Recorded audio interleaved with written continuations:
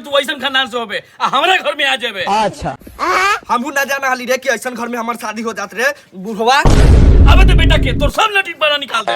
अभी तोरे ना मारलू के अभी आवे तो ओकरो भीज बिलोना के मारब। उहे बुढ़वा के आदत बिगाड़ले है। हम ना जाने वाली कैसन खानदान के हमरा घर में बियाह हो जात रे भाई, सबके तबाह करके रखले। हो बाबू का होल बा हो? अरे बेटा तोर औरत हो कि पिशाची न हो, मार के घर से बाहर भगा देलवे। हमारा रहते तोरा घर से मार के पहरी निकाल देलबा, उ घर में रह जतई। तू 1 मिनट इधर रुका, आज ओकरा हम बता ही देबही।